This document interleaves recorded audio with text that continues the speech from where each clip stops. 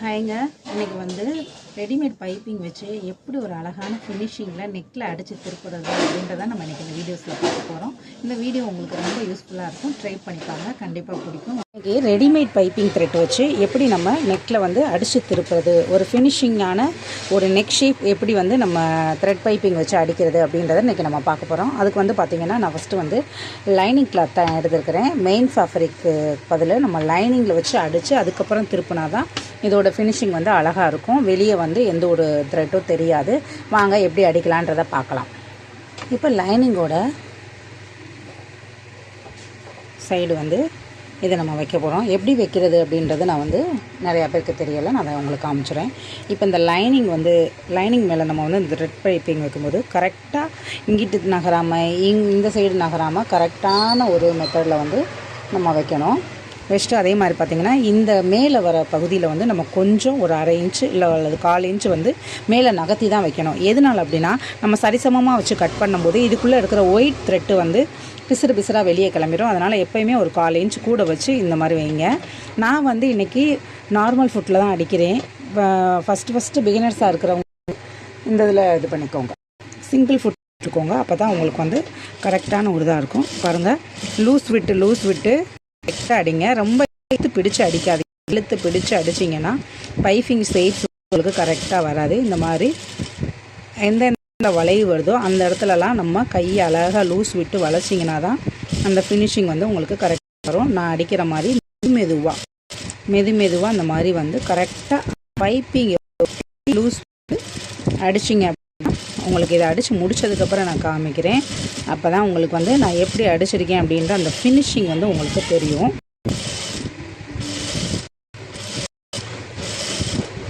இப்போ இதே மாதிரி இங்கேயும் நம்ம கால் விட்டு கட் பண்ணிக்குவோம். 2 சைடுமே பார்த்திங்கன்னா நான் 1/4 இன்ச்சு வச்சு கட் பண்ணியிருக்கேன். இப்போ உங்களுக்கு தெரியும், நான் அடித்த அந்த மெத்தட் வந்து உங்களுக்கு இப்போ கரெக்டாக புரியும். எவ்வளோ ஒரு வளைவாக வந்துருக்குங்களா.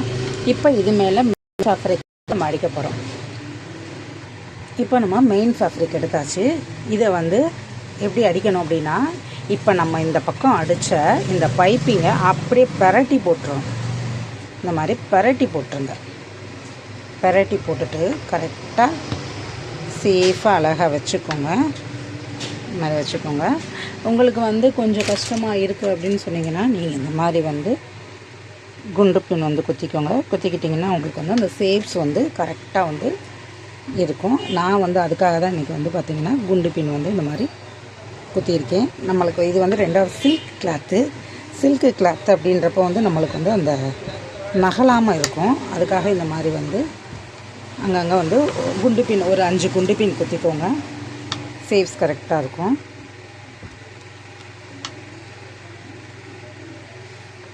இந்த மாதிரி வந்து குண்டு பின் குத்திக்கோங்க.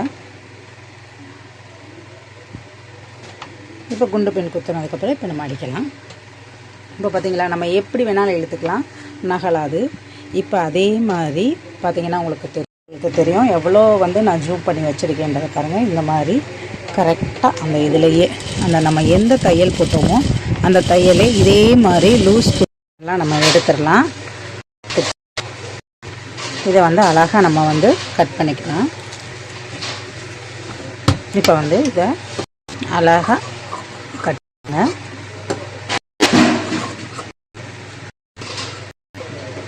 ஒட்டியே பண்ணிடுங்க. ஒட்டிடுங்க. ஒட்டி கட் பண்ணிவிட்டு இப்போ இதில் வந்து நம்ம நாச்சு போட்டுக்கலாம். இப்போ வந்து இந்த மாதிரி வந்து நாச்சு போட்டுக்கோங்க. நாச்சு போட்டிங்கன்னா தான் பார்க்க அழகாக திருப்புறதுக்கு நீட்டாக வரும். இந்த மாதிரி நாச்சு போட்டாச்சு. இப்போ இதை திருப்பி இந்த மாதிரி தேய்ச்சி விட்டுருங்க. இந்த மாதிரி கையை வச்சு அழகாக இப்படி தேய்ச்சி விட்டிங்கன்னா அந்த ஷேப்ஸ் வரும். வேணும்னா நம்ம ஒரு அமுக்கடி தையல் கூட நம்ம போட்டுக்கலாம். போடும்போது பார்த்திங்கன்னா இன்னும் வந்து அழகாக இருக்கும் இந்த ஷேப்ஸு. நான் வந்து இன்றைக்கி இந்த கையை வச்சு இப்படி அந்த லைனிங்கை ஃபுல்லாக தேய்ச்சிக்கிறேன். தேய்ச்சிட்டு பார்த்தோம்னா அவ்வளோ அழகாக இருக்கும். இப்போ பாருங்கள்,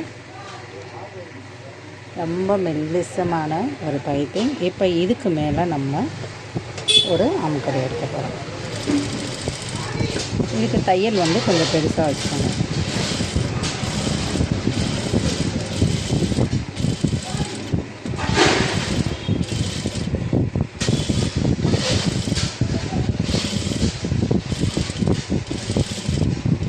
இந்த மாதிரி மெதுவாக துணி அழகாக சுருக்கம் இல்லாமல் நீட்டாக தேய்ச்சி விட்டு இந்த மாதிரி அடிச்சுக்கோங்க.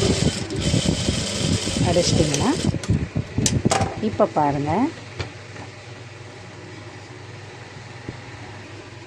பாருங்கள் எவ்வளோ ஒரு அழகாக நீட்டாக எவ்வளோ சூப்பராக வந்து ஒரு ஃபினிஷிங்கான ஒரு பைப்பிங் நம்ம அடிச்சிருக்கோன்னு பாருங்கள். இதை அப்படியே பெரட்டி போட்டு பாருங்கள், கொஞ்சம் கூட பிசுறு தெரியாது. இதே மெத்தடிலேயே நீங்கள் ஃப்ரண்ட் சைடுக்கும் அடிச்சுக்கோங்க, ஸ்லீவுக்கு அடித்தாலும் இதே மெத்தடில் அடிங்க.